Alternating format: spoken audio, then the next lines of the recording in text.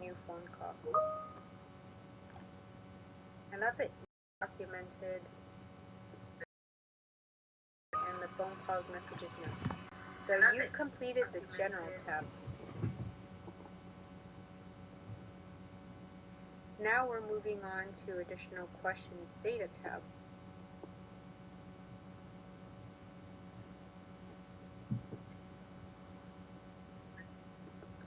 So on the additional questions data tab, again, here's just what it looks like overall. You're going to go to, let's start off with the additional section. The additional section, you'll see at the top, it's asking, let me make this bigger. You'll see that it's asking, is your case, the case you're on call with, are they a person experiencing homelessness? If so, you just want to select PEH. If not, then just put not PEH.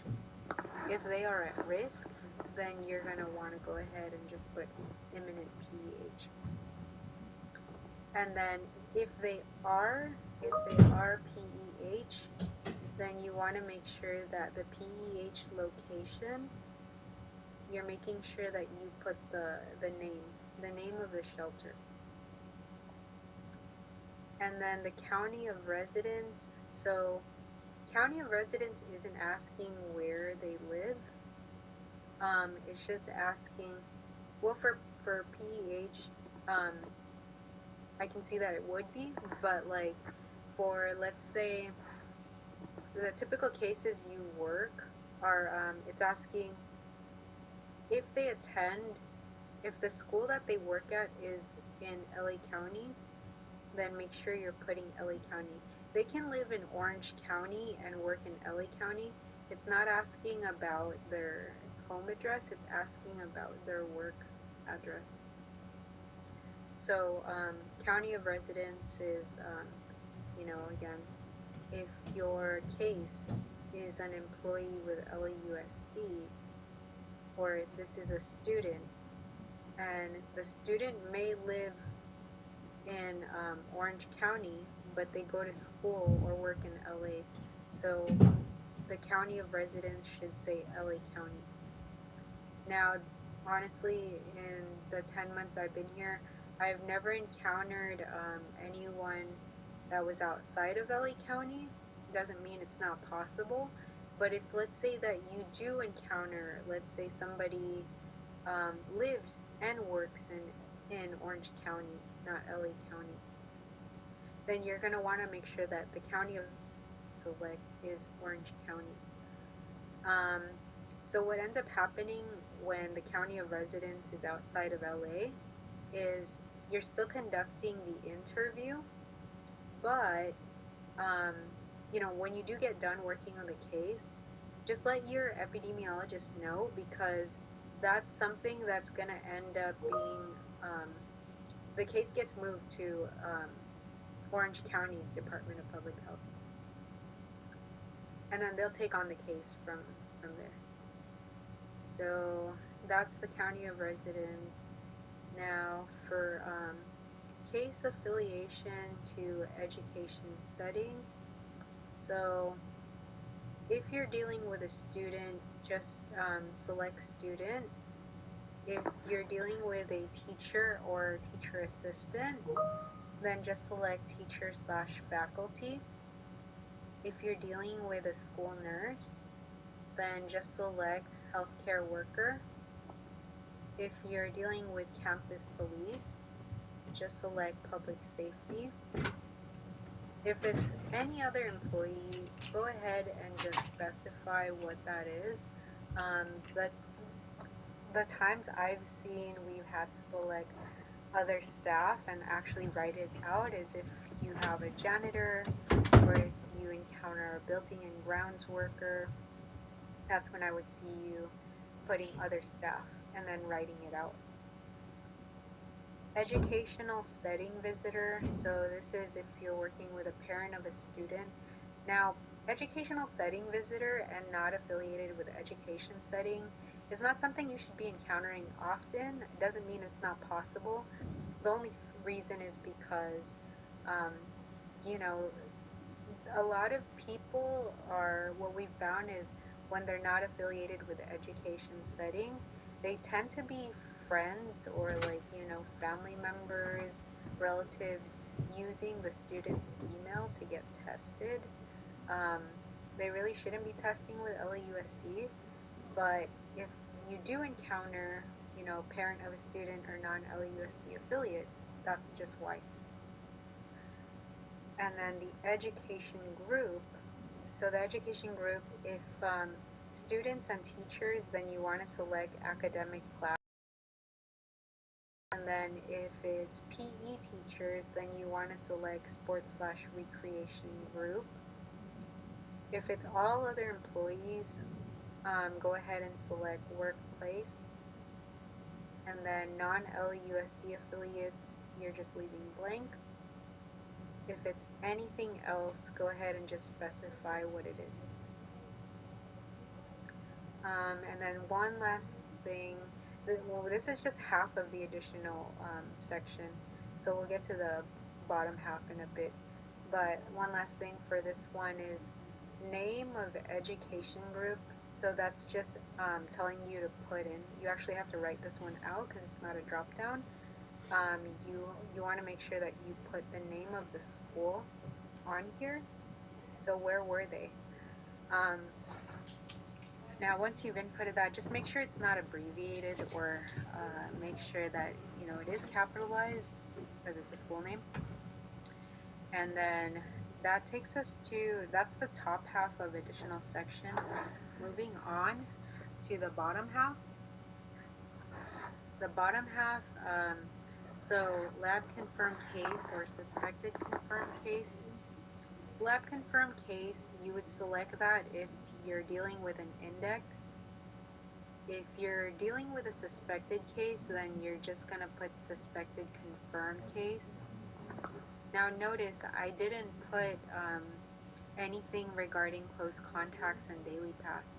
The reason is because if you have a close contact or a daily pass, you're just leaving it blank. And then the symptom onset date, so if applicable, because not every case you have will be symptomatic, but just make sure that if they experience symptoms, you're putting the day that those symptoms started. And then last date at education setting, if applicable, because maybe they weren't on site. This was really because I put if applicable because early on, a lot of kids were remote, so it didn't really apply to them.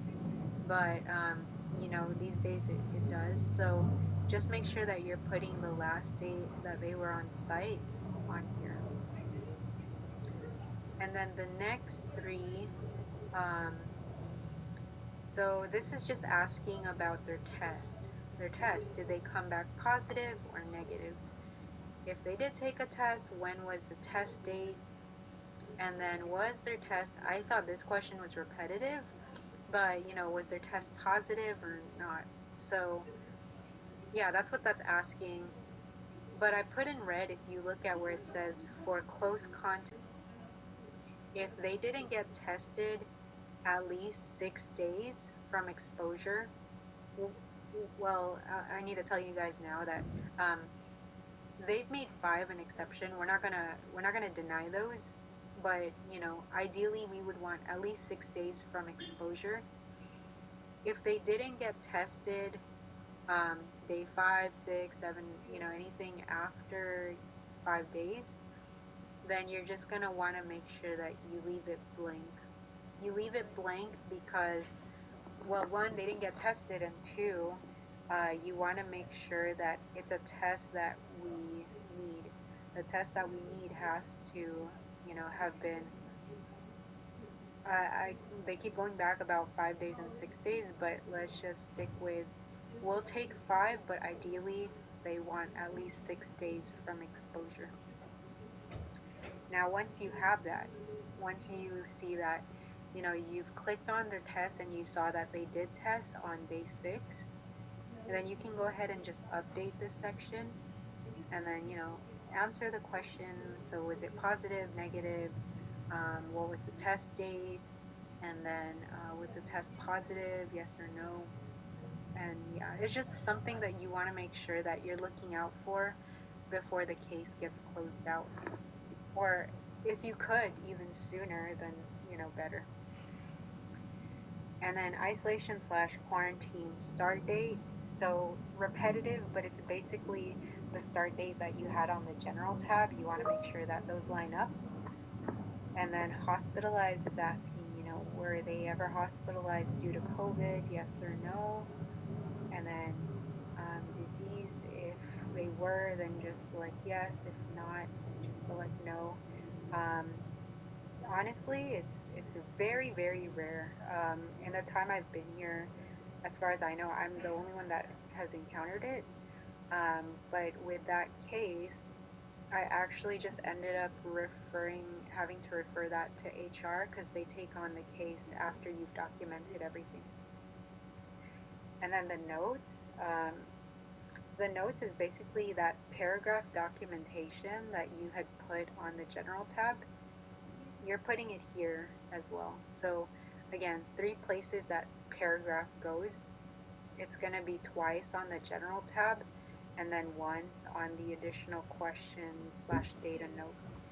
And the only difference between documenting that paragraph on the general tab versus the additional questions data tab is that for the general tab, if you're talking about close contacts, the close contacts, you want to make sure that you turn those into case numbers, because it helps the nurses or whoever's reviewing your case just look up the close contacts by case number. But on the additional questions data tab notes, you can't put case numbers because Department of Public Health can't look up case numbers. They can't look up cases. So the way you would have originally, you can keep that on here, but just make sure that you remove any phone numbers, any emails, and any date of birth. Alright, so that's it for the additional section. Did you guys have questions? I know that. Yes, I do have one question, Stephanie. This is Vincent. You mentioned that description goes in 3 different places, twice in the general tab and then once in the phone calls, notes, and messages. Yeah, so Okay. It goes in the phone calls, messages, notes section, Right. and then it goes in the timeline notes section. Mm-hmm. That's in the general tab, but for the additional questions data tab, it goes to additional notes. Okay, thank you. No problem. All right, so that's it for the additional section. It gets easier, so you've already touched on the heavy stuff. So additional questions data tab on the right side, you're going to see that there's the parent legal guardian section. If your case is a minor, you do want to make sure that you're filling this in. We're not speaking to minors.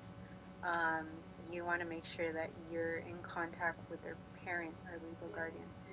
And when you're filling this in, don't leave anything blank.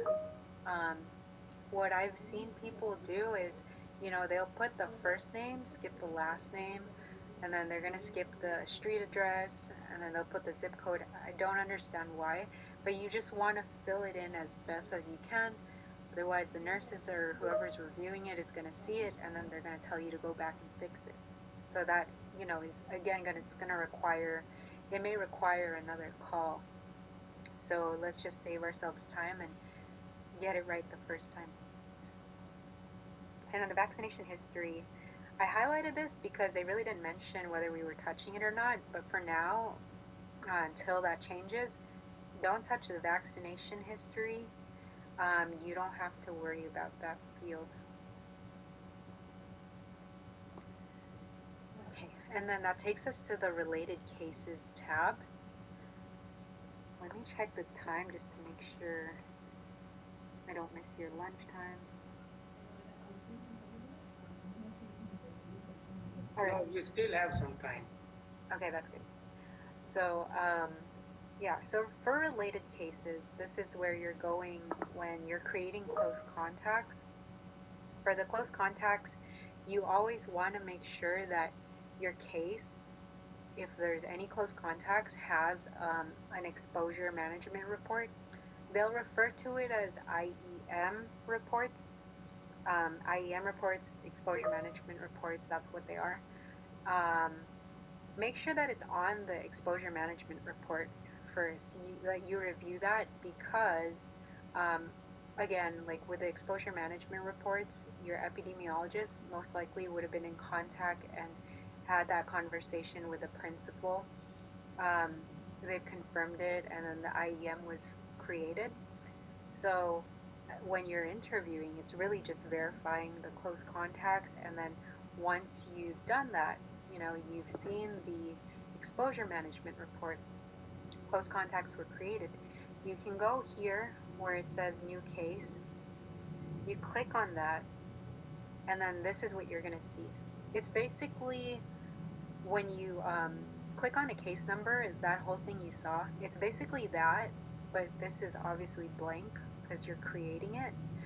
Um, so once you've hit new case, this is just the left side of that screen. I didn't bother taking a picture of the rest of it because you've already seen what it looks like.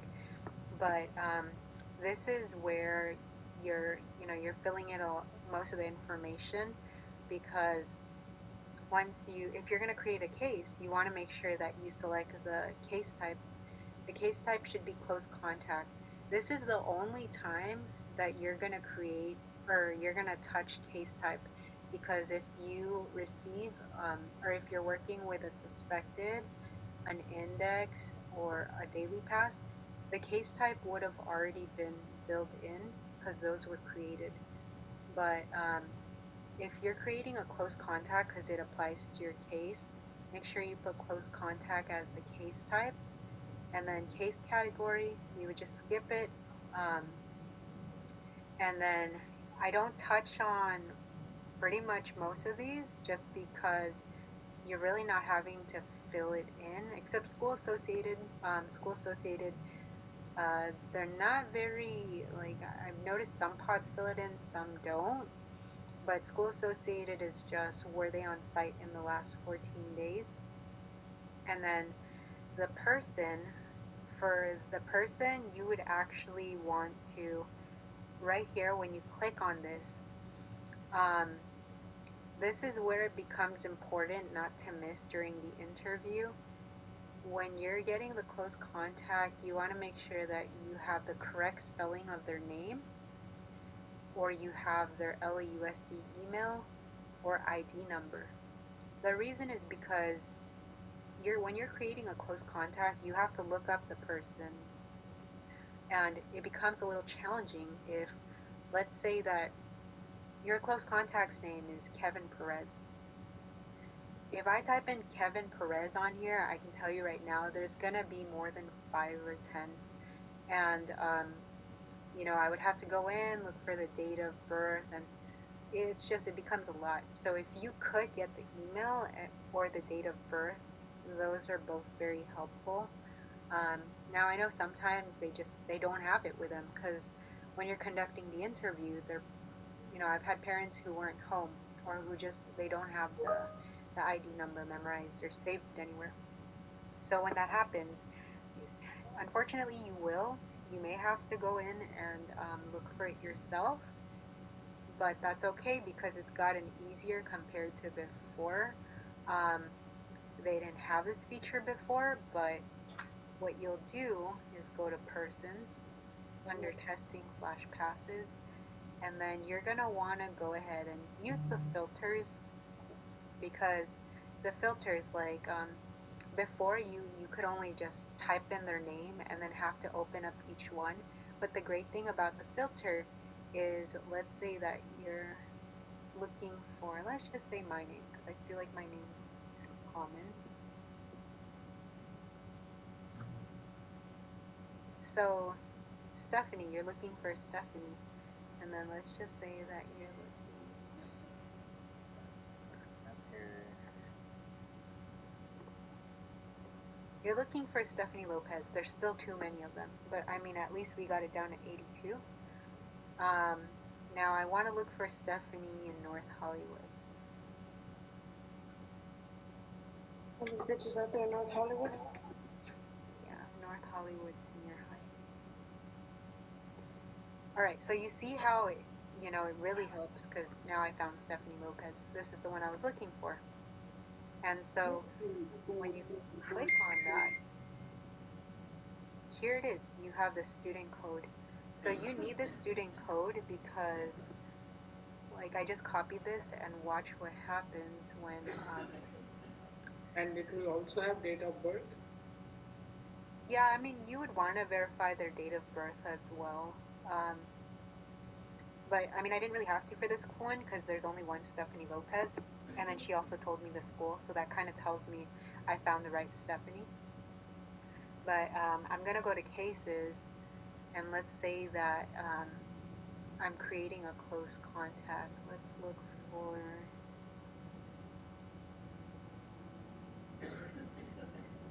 I need an index.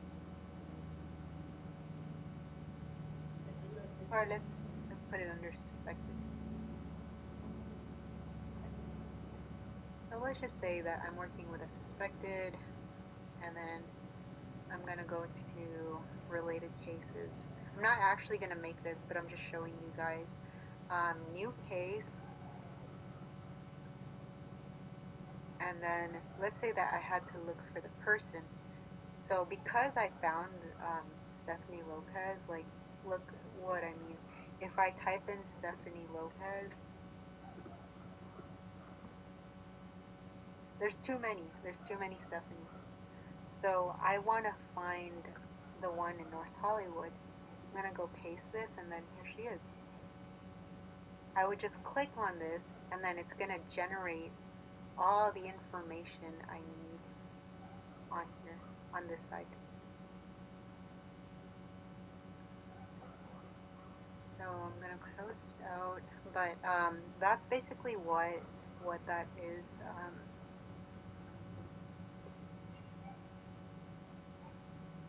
I've found her, and that's what I mean here, where it says go to person and look them up by full name, email, or ID number. If, again, they don't have the ID number, or you're struggling to find them through email because maybe sometimes I've seen that there's two emails listed and they're not sure which ones.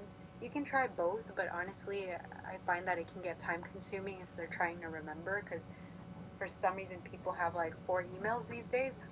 So then it's easier to just do what I showed you and filter it. If it's by school, you have more options than just putting the school, putting their name. So there's different ways you can filter it and find them. And then once you have found them, you've put the person on here. Um, you can move on to where it says exposure case. Exposure case is, you know, this is a section that's unique from if you were working on an index, a suspected, a daily task. Only the close contact has the exposure case section. So this is what makes the close contact unique from other case types.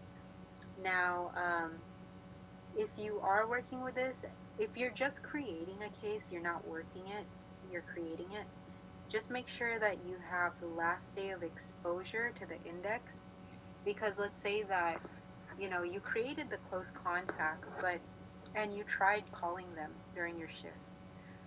What if you called or you attempted to call them, they didn't pick up, and your shift is almost over? You have like 10 minutes before you're scheduled to leave. So what happens with cases that you weren't able to get initial interviews um, for those, usually they'd be handed off to the PM pod. Like let's just say you're working an AM shift. Those cases, they become something that the PM pod takes over, and they'll try to get call attempts and try to reach them later in the day. Now, what happens if you're a PM shift? You're a PM shift and you don't get in touch with them. It's kind of the same thing. It goes to the AM pod the next day and then they'll attempt calls. Now, why is the last day of exposure so important? Because whoever gets your case, they need to know when the last day of exposure was, because that's going to be the start date for the close contact. So you remember how in the middle of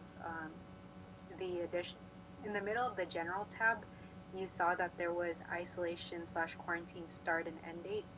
In order for you to get the start date, you have to have last day of exposure filled in, because that's going to tell us what the start date is, and then we add 10 days. And then, it'll help whoever's conducting the initial interview. And also think about how anybody can get this through inbound.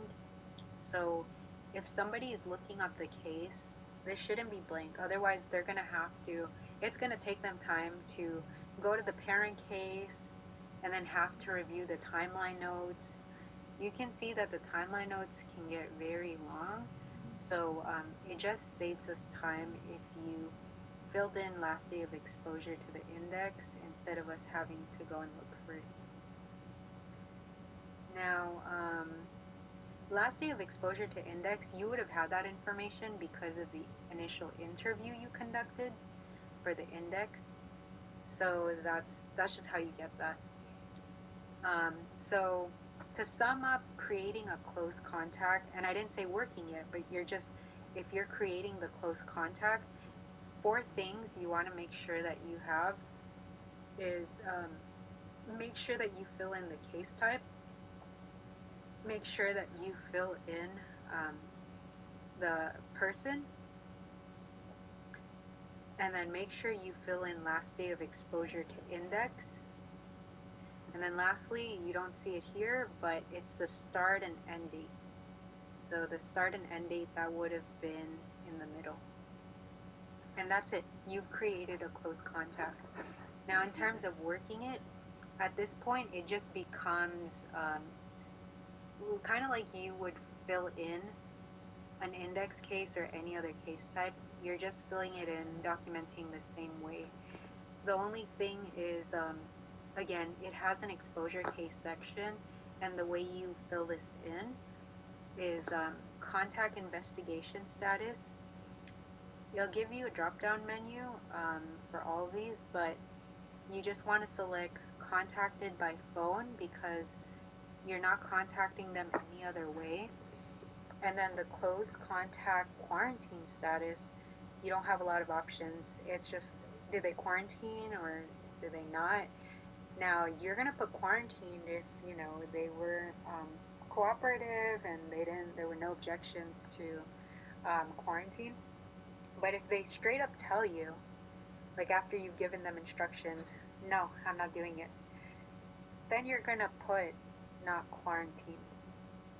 Rare, very rare, just because parents know that they're going to have to, whether they like it or not, because that's the only way they're going to get back on campus or get their child back on campus.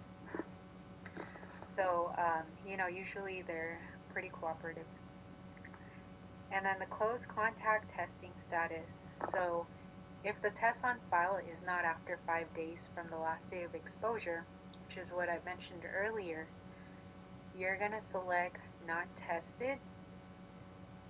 Now, if they do have that test that is after 5 days from last day of exposure, then you can put test positive if it came back positive, or you can put test negative. And then known contact to another lab confirmed case. So this is just letting us know about the relationship.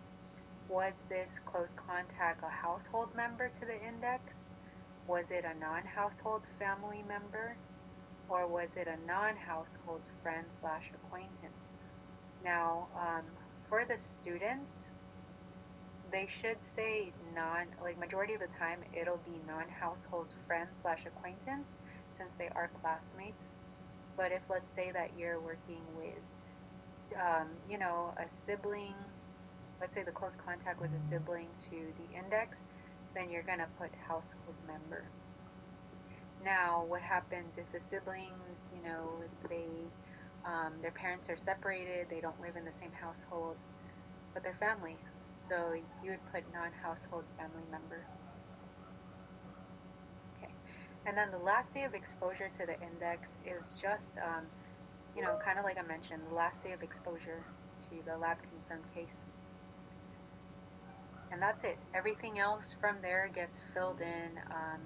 Normally, the way I kind of walked us through it, there are some slight differences, and that's really more in the documentation just because it's shorter. But we'll get into detail about, documentation and scripts soon. And then Gladys, you had a question?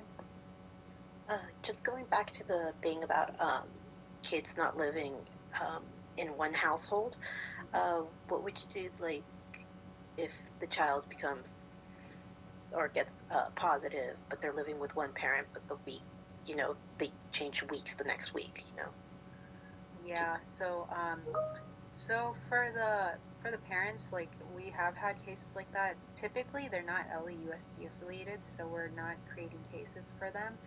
The only ones you're worrying about are the LAUSD kids or anyone who's LAUSD affiliated. So if that does happen, let's say there's like back and forth, living together, just exchanging households. If that does happen, just make sure that you have the names of the close contacts, or if it's let's say that I'm a student and then I'm lab confirmed, and then my sister and I don't live together, but she was definitely exposed to me.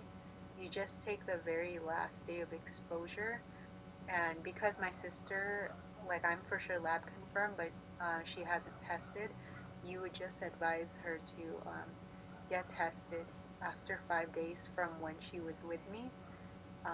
For the family, you're just listing, because it's going to ask about non-LAUSD close contacts. You're just giving us a number, not so much. You don't have to go into detail about that because usually with the students, if they're on here, you know how there's a DPH section? So DPH contacts the non-LAUSD affiliates. So to follow up on that, let's say like you have like someone who's going to a grade school and then someone who goes to high school. Are you going to like create a contact for the high school students, say they got sick too? And they're both in LAUSD? Yeah, if they're LAUSD, yes, but the high schools are typically not LAUSD affiliated. So just from experience, they really wouldn't be. And if you're unsure about whether the school is part of LAUSD or not, you can always Google search it, or you can also ask your epidemiologist. I used to go to the nurses just to double check, but your epidemiologists are just as capable of finding that information out. Okay, thank you. No problem. So, I think that was it for. Oh yeah, that was it for the related cases. Did you guys have any questions before I move on to case facility? Maria? Okay, so just because I did live in LA, for example, my kids I had them in elementary, intermediate, or like junior high. Yeah. And then I had a high school student. So what about in the case related, if my high school becomes um, positive and then the other two from different schools, they're still LA, maybe you said this, but I just want to make sure, they become exposed? Wait, so was the high school, you said it was LAUSD affiliated? Yes. Yeah, in that case, it's kind of like you would treat a normal close contact. As long as they're LAUSD affiliated, then they're going to be on our system. And you would, like, let's say your high school was LAUSD affiliated, lab confirmed positive, then the others, your kids that are different grade level, but they're still part of LAUSD, you're going to create close contacts for them as long as they met the close contact criteria. Okay. And it would go based on the related cases as well, correct? Yeah, it would be under related cases. As Okay. long as you remember, we always have to make sure that we look at the exposure management reports and that it's confirmed on there. Or if the case or the family member, the parent, was able to tell you for sure that their kids were exposed to each other. Thank you. No problem. One more question. Yeah.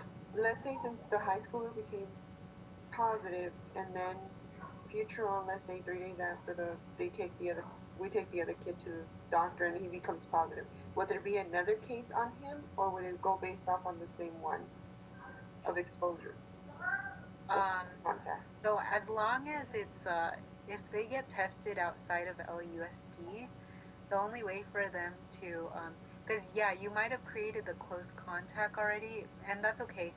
But what has to happen is their test that they took externally has to be submitted. Okay.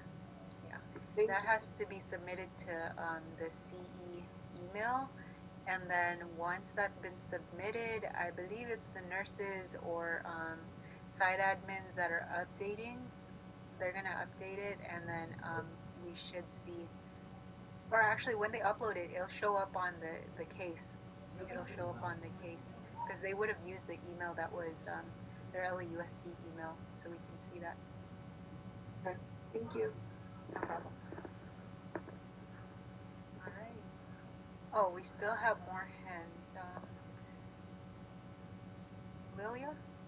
Yeah, I'm sorry. I don't know if this might help everybody else, but I just had a question in regards. We're getting a lot of information, and it seems like the time that you gave us about like phone calls being 20 minutes. Mm-hmm. With this much information that we have to get from the parents in regard to their kids, Yeah. I feel like it takes more than 20 minutes to just get these, or I just feel like I just personally feel overwhelmed with this much, and that I might these details that I might forget while I'm on a call.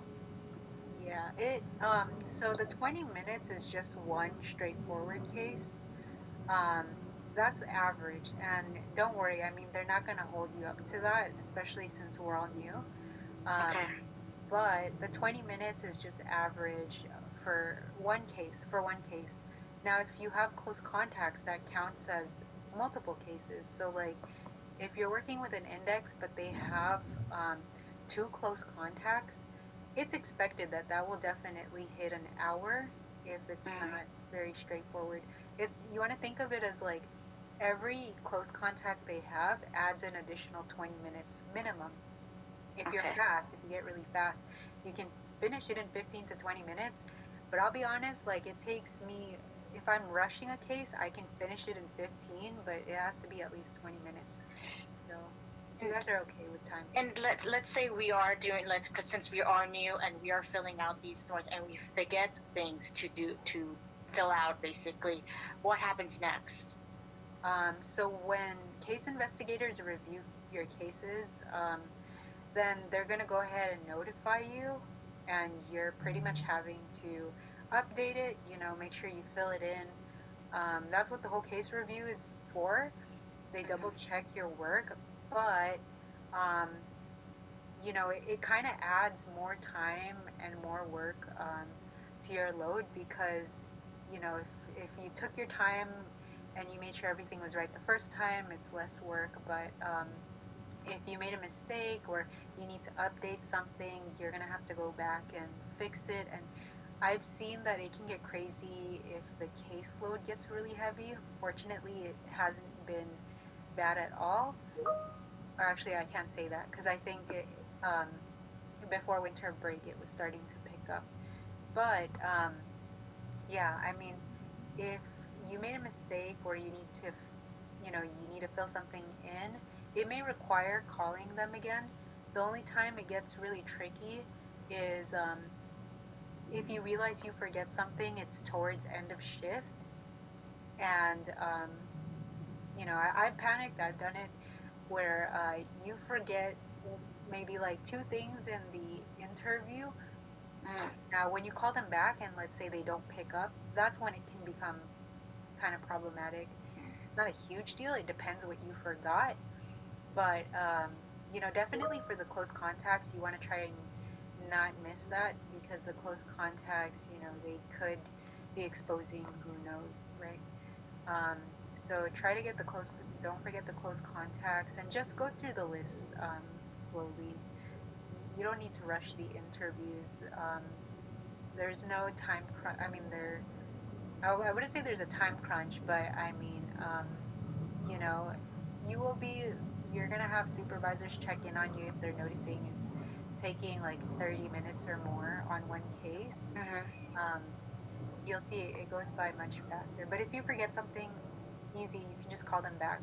It only becomes tricky when they don't pick up. But if they don't pick up, don't forget to leave a case note.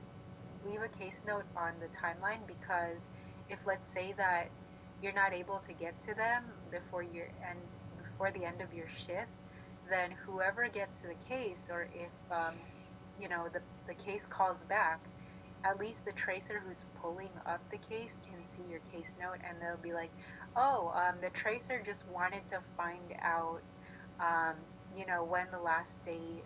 when your last day on site was. It looks like Yes. she did. So whatever it's missing, they will kind of you know that what's missing, and if I end of my shift, then someone who's picking it up will know what they need to look for. Exactly. Okay. And what if you can send an email? Is it possible, ma'am? No, Okay. we don't send emails out to them. Yeah, it's just a matter of waiting for them to call back or hoping that they pick up. It happens, you do forget things, but Yeah. I've learned to slow down my interviews because I was forgetting too often when I started. So I've had to make like 3 phone calls and I felt so bad. But yeah, I mean, it happens. All right. Thank you. No problem. So the next thing, let me check the time. Time is going by fast. But case facility. So this is the last thing you're touching on, all the tabs.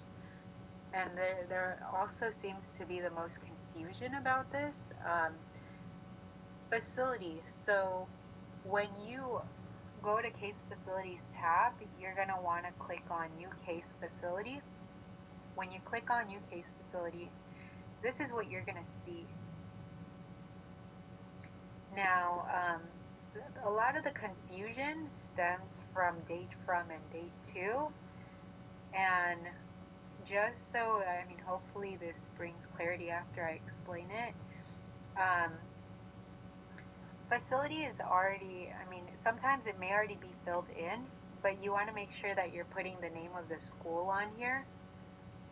And then employee case, it would have already been filled in. Assigned location is asking, is this the main location that they work? So if you're putting Westport Heights Elementary for a student, you're going to put assigned location yes. The reason is because this is the main site the student is attending 2 different schools. Now, if it's an employee, it could be that they work at multiple sites. If they work at multiple sites, then your assigned location it should say no, because it's not the main site they work at more than one school. And usually that's the case for, building and grounds workers, janitors, where else have I seen it? Teacher assistant, yeah, just, if they're working at multiple sites, just make sure that it says no.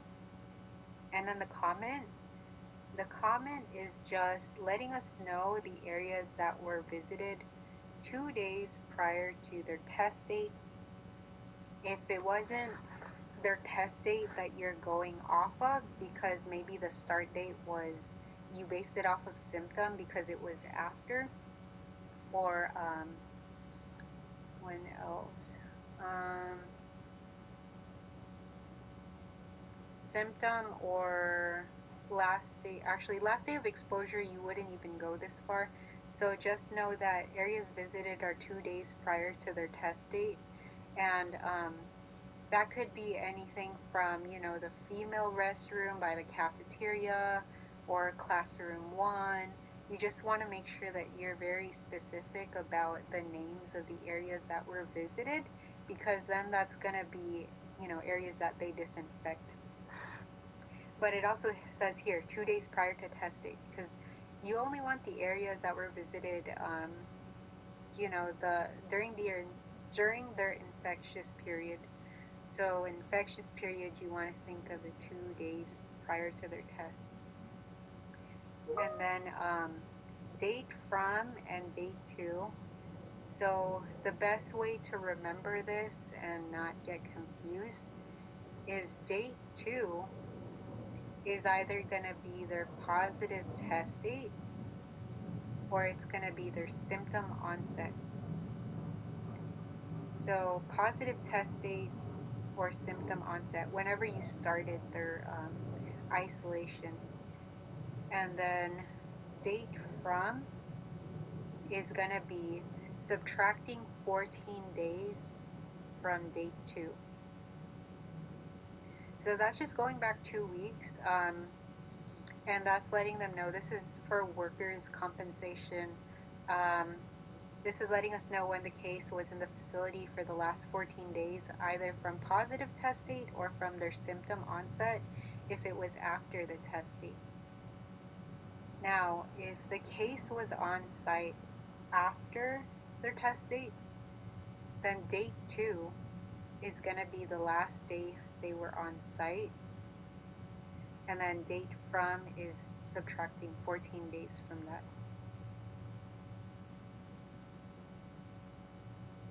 So did we have any questions? That's pretty much case facility. Did we have any questions about it?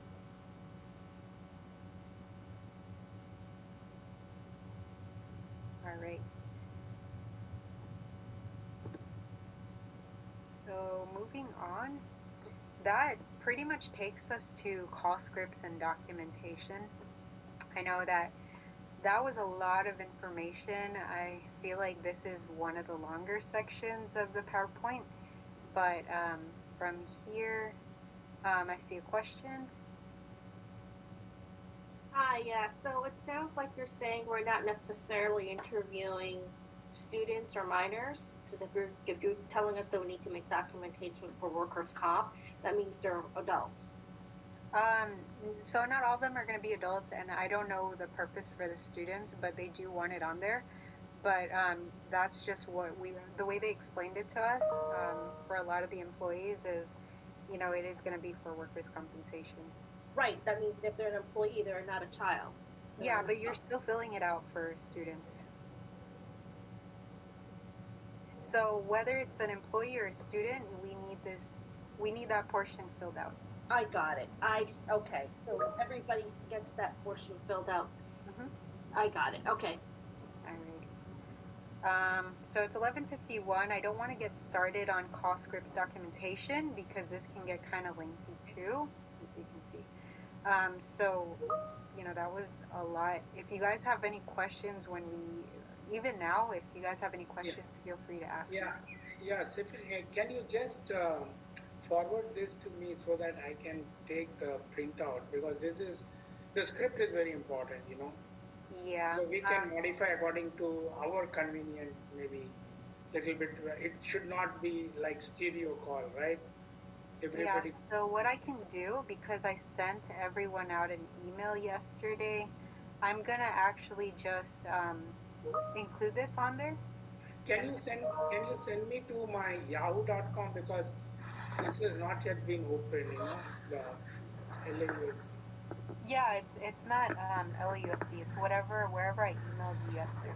Yeah, please, so that I can take out the printout and get it, Yeah. I didn't get any email yesterday if it was important. Okay. It wasn't, but go ahead and just put your email on the chat. And also maybe next week we can have play a role, right? We can, I mean. Yeah. That's actually what most of next week is gonna be. We're gonna start this week because Awesome. we're almost done with the slides. It's just documentation, scripts, and then FAQs. and then we're gonna do some assessments. Today is Tuesday, Wednesday. Actually, I the also first assessment is tomorrow. I also need help for the Microsoft Teams to be downloaded. I don't have that. You didn't meet with Raul? No, I didn't. Let me see if he's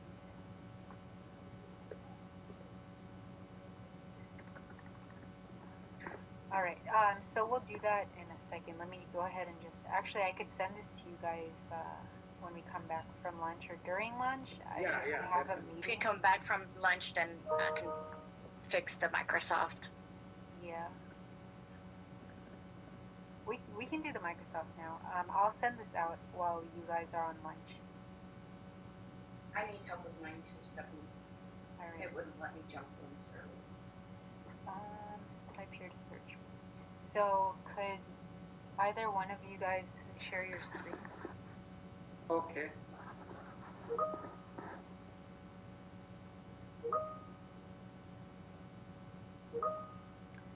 And then just where it says type here to search.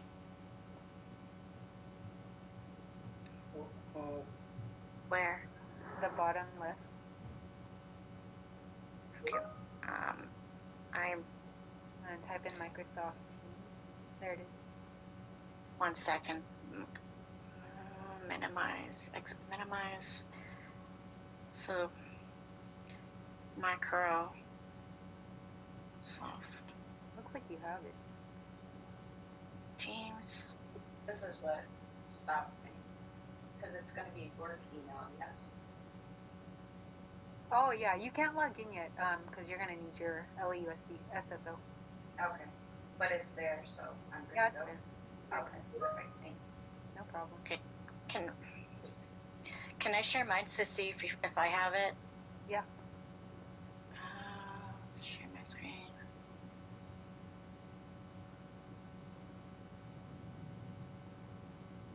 Okay.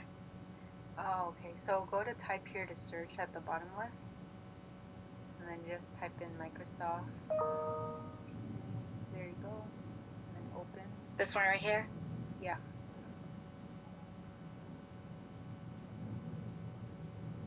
There it is. And then get started. So we have to wait for our SSO Yeah. email. Mhm. Okay. All right. Hopefully we'll fix this by the time we get our SSO. Thank you so much. No problem. I'm gonna go ahead and email you guys the slides. So typically I have meetings from 12 to, it could run as long as 1 p.m., but they've been cutting it short this week because a lot of pods are gone. So I don't think it'll last more than 12:30. In case it does, just take a look at the call scripts and documentation. Just get familiar with it, and then I'll be back and we can get started on it. But you guys, 4 minutes. Enjoy your lunch break, and I'll see you guys at 12:30. Okay. Thank you, ma'am. Alrighty.